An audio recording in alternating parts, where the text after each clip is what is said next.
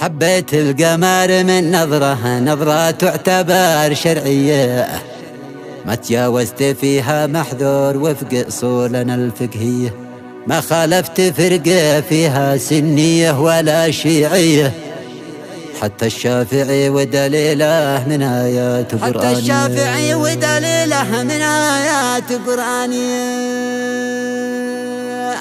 أول ما رأتها عيني ما ظنيتها إنسية،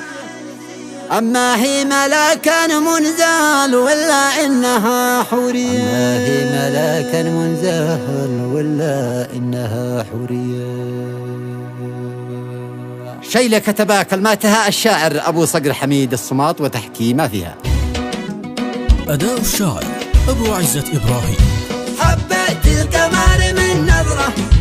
تعتبر شرعية، ما تجاوزت فيها محذور وفق أصولنا الفقهية، ما خالفت فرقة فيها سنية ولا شيعية، حتى الشافعي ودليله من آيات قرآنية، والجمهور قالوا جايز لكن بشرط النية، والنية وربي كانت دينية وإنسانية. أول ما رأتها عيني ما ظنيتها إنسية، لو قالوا لي إنها إنسان لأقول إنها حورية، حسيت السماء من تحتي والأرض أصبحت سطحية، والدنيا بني تتحرك مثل الهزة الأرضية. يوم شفت القمر قدامي بالعين أصبحت مرئية، ما صدقت إني حست إشعاعاته الضوئية، كانت كالقمر لا أصبح بدرا والنجوم مضية،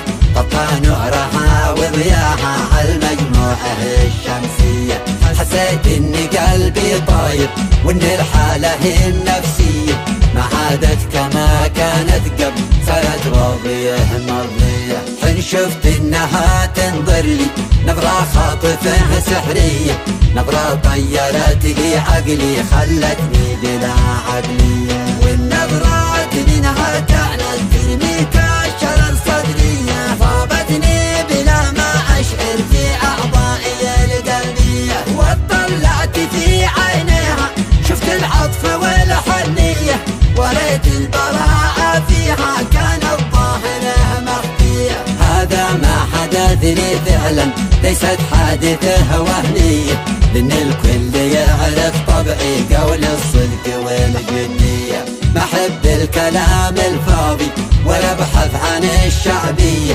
ما دام إني لي جمهوري بتعامل بإيجابية، واللي يستمع له راية لقى له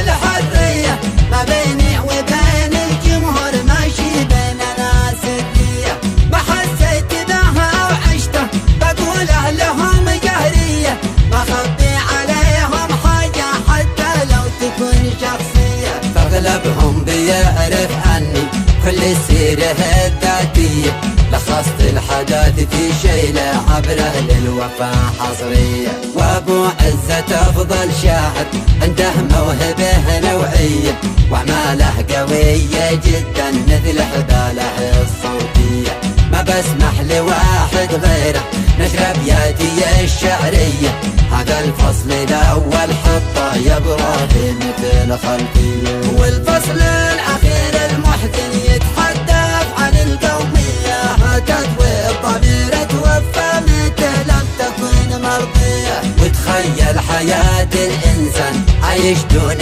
إنسانية، من ثم المودة سئلت بي الدم صرت ضحية، حاولت أن أجاوب وأسأل غيري في جهة معنية، وإن الكل بيعاملها بالقسوة وبالوحية، ما والله قدرت أعمل شيء حتى أغير السلبية، قررت إني أبقى صامت وأتعامل بلا ودية، وأتحمل وجرح دمي وجراح الزمن وهمية، والبارئ رقيب الإنسان هو ذي مطلع هدية، ما والله معي فيها شرقية ولا غربية، من ما عز لي عزته عبر قناتي الرسمية، والكاره لحبي جهرا له مني أعز تحية، هذا عادتي وطباعي